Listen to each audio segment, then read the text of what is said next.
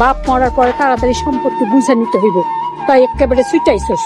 মা আজকে তুমি এই কথা কইতে পারলা?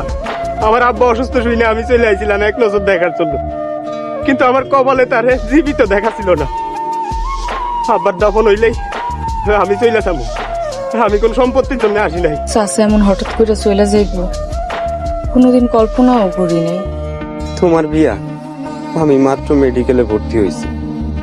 ঢাকায় নিজেরই ঠাই নাই, বস্তিতে থাকি। তোমারে কই রাখো? তুমি চিন্তা করো না, দরকার হইলে আমি মানুষের বাসা বাড়িতে কাম করবো, তারপর আমার রাইখা যাও না, আমার নিয়ে চলো। সাহস দেখে অবাক হই, তোর মতো ভিখারি বিয়া করবো ফাতে মারে? আব্বা, হাসান ভাই ভিখারি না, উনি মেডিকেলে পড়ে, ভবিষ্যতে অনেক বড় ডাক্তার হইব। দেখো চাচা, চাচা ওরে ছেড়া দে।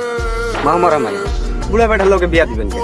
আমার লোকে বিয়া দিন কোনোদিন না। পরে তুমি মাফ করে দিও। আমি তোমারে রক্ষা করতে পারলাম না, আমি তোমারে সারা জীবন মনে রাখি। চাচা, আমাকে দিয়ে আর বিয়ে শাদী হবে না। এটা কোনো কথা বলো?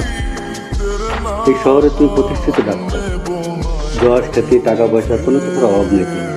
হ্যাঁ, তাহলে তুমি কেন বিয়ে করবে না? এরপর পরে আর কেউ খুঁজে পায়নি।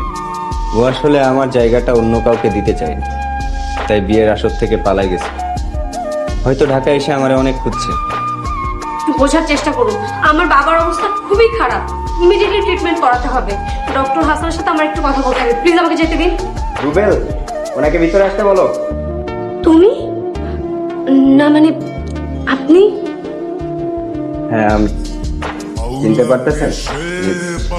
আমি সেদিন আমাকে ঘর থেকে বের করে দেওয়ার পরে কি ভেবেছিলাম আমি আর পরীক্ষা দিতে পারবো না? আপনাদের বড়লোক ঘরে আমার ঠাঁই হয়নি ঠিকই, কিন্তু রিক্সাওয়ালা মামার বস্তিতে আমার ঠিকই ঠাঁই হয়েছে।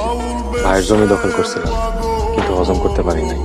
তুমি তো আমার ভাইরে কইছিলা আমার ভাই একটা চাষা, গায়ে গন্ধ।